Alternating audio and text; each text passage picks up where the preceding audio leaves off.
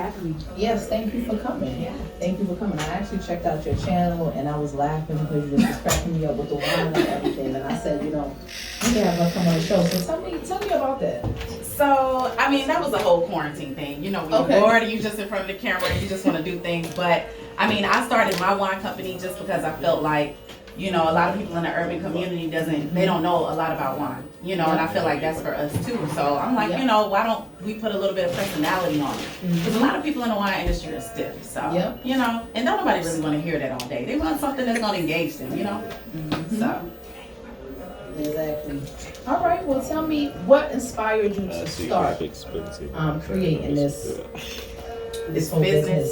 So, I was at a job and I kind of seen how the wine steward there was moving and how she was engaging with everybody. And kind of during college, you know, I kind of, you know, you get the fond for alcohol. So as I seen her move around, and I thought it was just something that was a little bit deeper than alcohol. You know, wine is a lot more complicated than a lot of people think it is, and it's a lot more inclusive. A lot of people try to make it inclusive, but I would kind of wanted to broaden it to everybody else because I got looked down on, you know, and they used to look at me like I didn't know what I was doing. I didn't know what I was talking about, so they used to just ask for other people, and I feel like that pushed me a little bit more to kind of show people, you know, what it's really about and that everybody can do it, not just a certain type of person, you know? Right, right.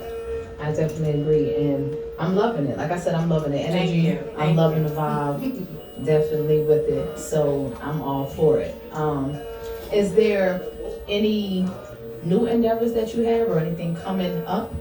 So I actually have an event in Augusta, Georgia. It's kind of like a Christmas themed thing, but it's like a talent show, you know, something to get everybody out of the house. It's small because of COVID, but I definitely have my wine incorporated with it and some food as well. We have a chef coming, but further along in the further year of next year, I'm hoping to have a lot more wine tastings, as small as I possibly can. But if, you know, COVID happens to just go away, I kind of open it up to everybody as well. So, you know, we're working on that. But I am doing things virtually too. So I do virtual and wine tastings, bridal showers, bachelorette parties, just, you know, girls' night, anything like that. So, you know, we just got to make it fun.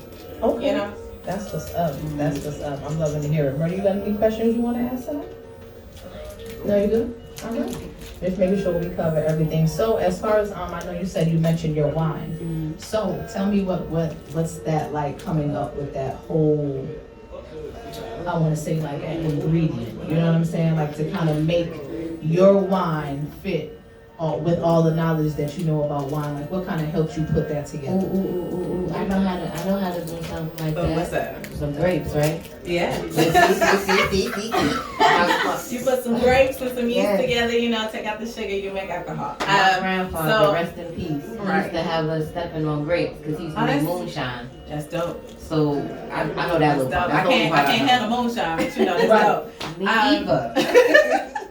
But I don't necessarily have my own brand of wine yet. You know, we're gonna take that. Speak that in existence. You know, we're gonna speak that into existence. We're gonna take it one step at a time because it's a lot that goes into that. You gotta find a plot of land. You gotta find the right soil. You gotta find just everything. Everything. You know. Yeah, you gotta find the right machinery. Like you just gotta do all of that. So right now, mine is just on the knowledge base, just making everybody aware on you know what type of grapes. Because I feel like a lot of people just stick to the norm of what's in the stores. You know, a lot of people that I talk to that are in our community, you know, they go straight to Moscato. And I kind of want to get that stereotype off, you know what I'm saying? So I encourage a lot of people, you know, go to wine tastings, figure out what you don't like. This way, when you go into a restaurant, you know what you do like. You know, so mine is kind of just the awareness and the knowledge base for the most part when it comes to wine. That's what's up. If you could name, I want to say maybe 2 to 3 brands right now, outside of Moscato, y'all, like she said, like something different. Like she give y'all the game right now for something different. Like, what are a couple of names that might come to mind that you think is different? So, you want grapes or you want brands? Whatever brands. All right, cool. So my thing is, when I start off, sweet ones. All right, cool. We're gonna go Riesling. We're gonna go Riesling because that's like the next up. Like I know a lot of restaurants don't have Moscato; they have Riesling. So Chateau Saint Michelle is a good one that I always go to. Say that again. Chateau Saint Michelle.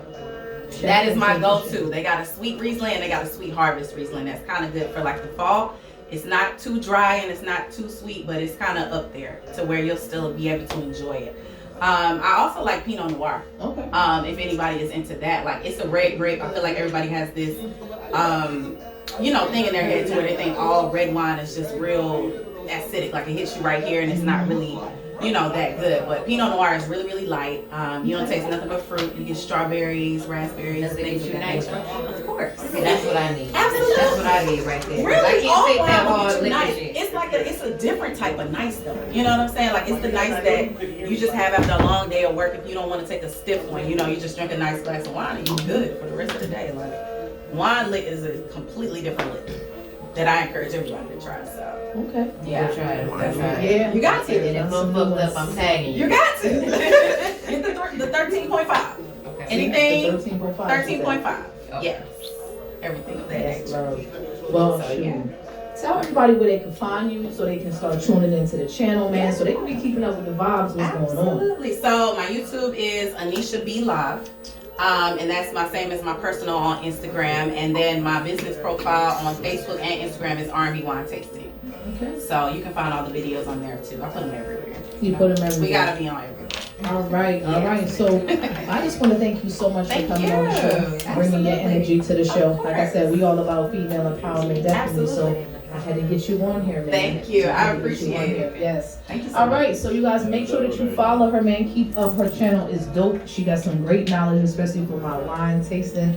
People out here, my wine lovers, should I say. So make sure you keep up with her, man. Miss Aniysa B. Thank you again for coming on the show. Honey. Thank you. All right, so we're going to keep this thing moving, man, because we got special guests. All right? So I'm going to go ahead and turn it back over to the Gail and Puff Crackers, and then we're going to go ahead and jump into some more special guests, man. Stay tuned.